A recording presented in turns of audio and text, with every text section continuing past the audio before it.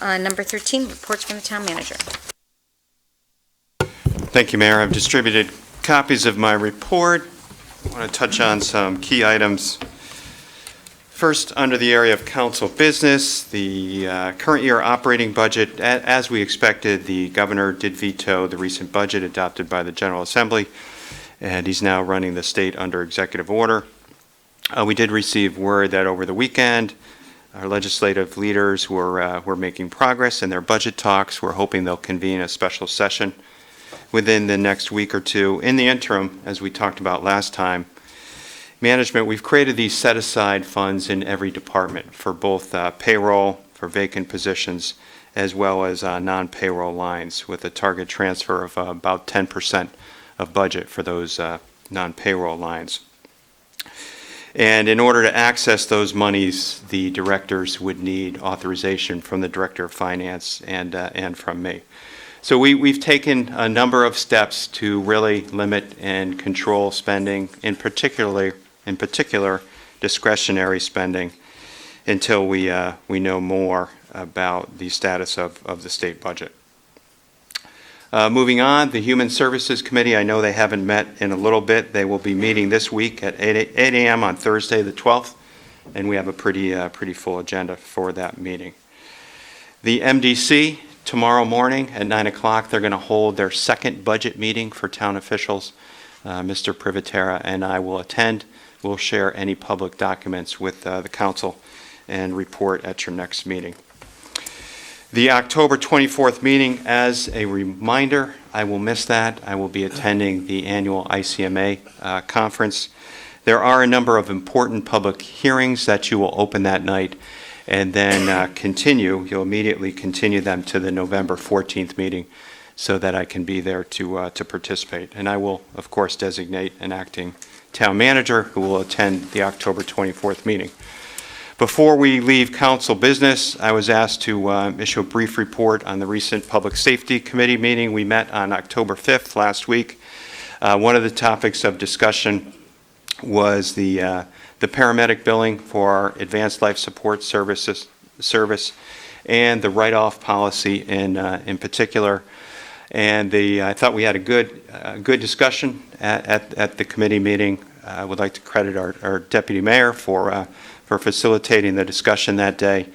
And the consensus from the committee was to pursue a goal to make sure that the write-off policy would allow that the out-of-pocket costs for a resident receiving service from the town is roughly the same as what it was when AMR was providing the ALS service. So I thought that was a good meeting, and staff was directed to make revisions to the write-off policy, which we will bring to the committee at its November meeting. And I would envision that the committee will eventually make a recommendation to the council to make some adjustments. Moving forward, a couple of items under departmental reports. Absentee ballots for the municipal election are now available in the town clerk's office. I wanted to inform you all that Renee McHugh, our long-standing public relations specialist, transferring her from the community development department or office to my office. Her duties will remain roughly the same. She'll be supporting the organization overall. However, I have been working with Renee on a variety of communication tasks, and think the move to my office would be a better fit and facilitate that. Next item, motor vehicle tax bills. At the end of last week, on the 6th, we mailed the motor vehicle tax bills based on the current statutory limitation of 32 mills. Council will recall that we had delayed mailing the bills to see if the legislature was going to modify the mill rate at all. That has not happened, and because the state budget is still uncertain, we had to mail out those bills. They are due on November 1st.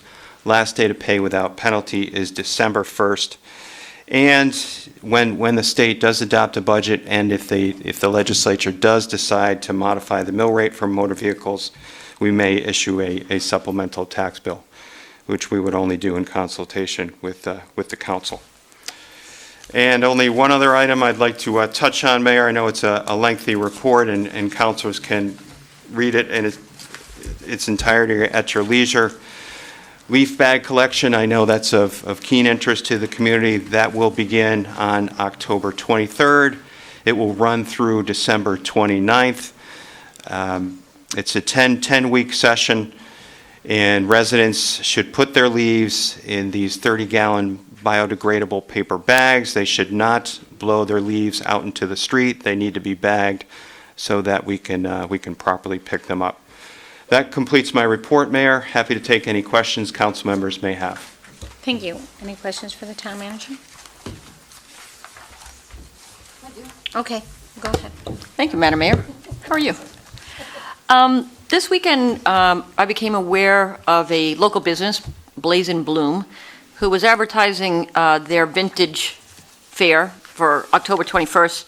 They had their signs removed out of their front lawn. I didn't understand how the rules work in terms of signs, so I thought it might be helpful for you to review them. I'm going to give them a plug since they lost their signs for a long weekend.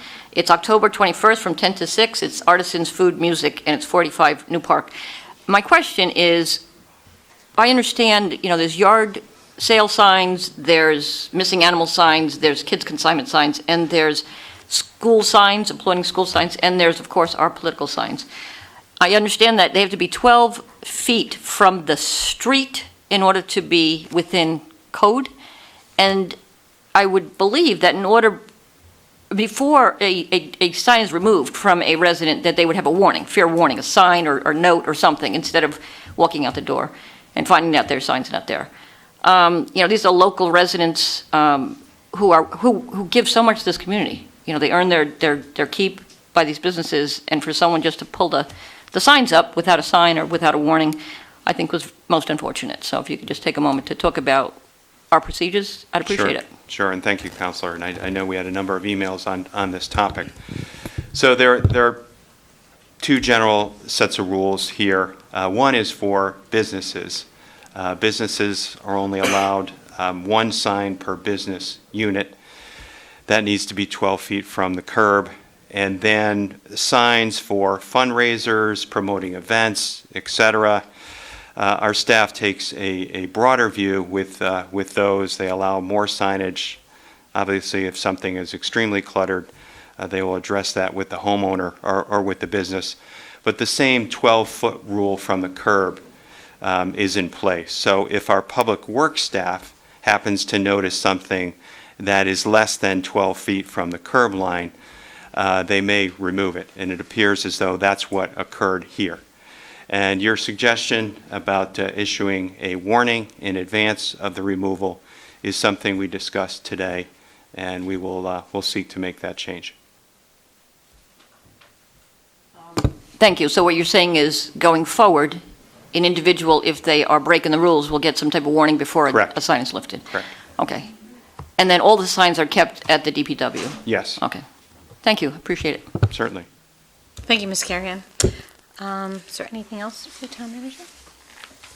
No? All right, I was a little remiss. I wanted to actually, with the proclamations, I wanted to start